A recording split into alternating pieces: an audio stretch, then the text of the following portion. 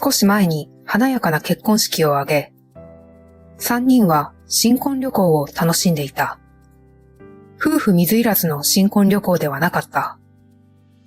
新婦の秘書で古くからの友人だった男も同行していた。多少おかしな組み合わせではあったが、女は満足していた。旅行先で仕事をすることができたから。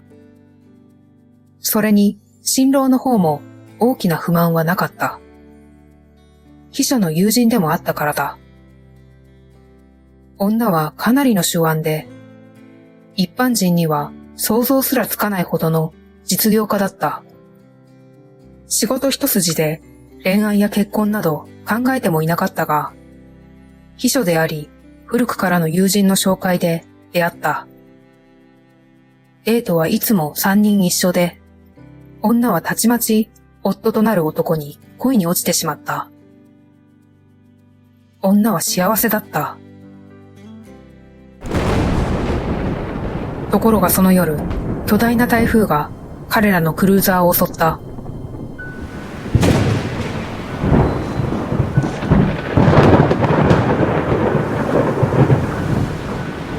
女は飲みすぎたせいか、ぐっすり眠り込んでいたのだが、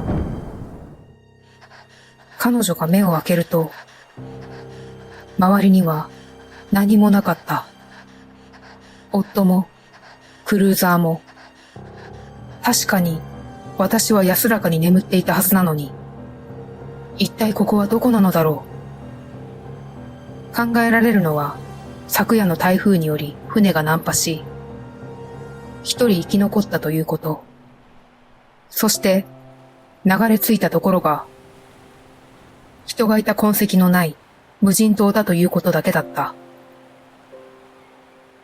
彼女は夫が生き延びて自分を助けに来てくれるのではないかと海岸に長いこと立っていたが、一日待っても通り過ぎる船すら見当たらなかった。しかし女が絶望することはなかった。一文なしで始めた事業もトップの座に上り詰めた。どんなに危機的状況でも彼女は決して諦めなかった。今回もいつものように乗り越えてやる。いつまで待てば救助されるかわからない状況の中、彼女はまず火を起こすことにした。体温を維持して食料を探さなければ。彼女は手のひらがすりむけても根性で火を起こした。木の葉に溜まった水滴を飲み水にし、数千回にわたる試みの末に魚も捕まえた。彼女は絶対に諦めなかった。絶望の中で涙に暮れるより、環境に適応しようと努力した。ところが、一週間が過ぎても、助けが来る気配は全くなかった。一隻の船すら通り過ぎなかった。女にも少しずつ不安が襲ってきた。そんなある日、ついに船が一隻無人島に近づいてきた。助かった。もうこれで大丈夫だ。女は船を発見するや、Hey! Hey! Over here! Hey! 必死に大声で叫んだ。このチャンスを逃したら終わりだ。だが、船は止まったままピクリとも動かず、何の反応も見られなかった。昼も夜も何日も。なぜ、あの船はなぜ島に来ないのだろう。救助隊じゃないのだろうか。ただの休暇を楽しむ船なのだろうか。だとしたら、この島には寄らず、そのまま行ってしまうこともあり得る。発見されることなく、船が行ってしまったら、女は急に不安になり、ある決心をした。船まで泳いで行こうと。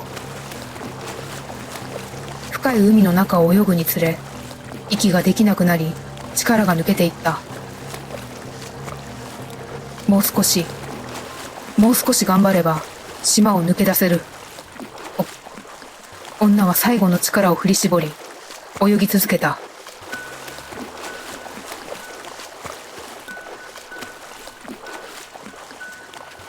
ところが、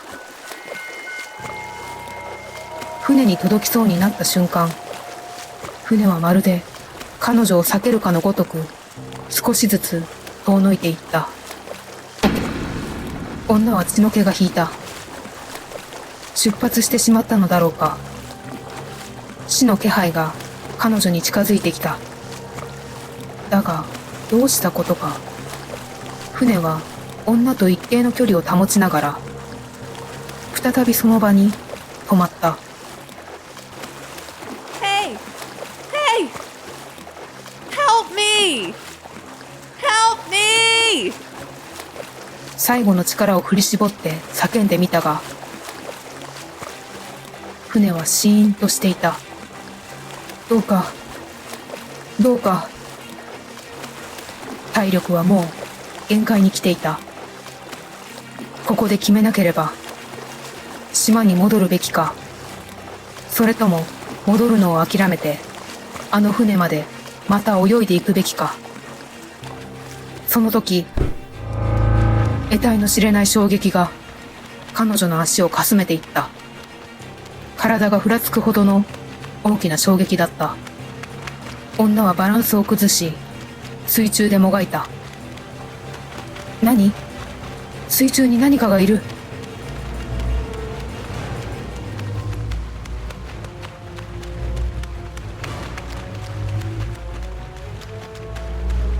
もがく彼女の周りをうろついていたのは、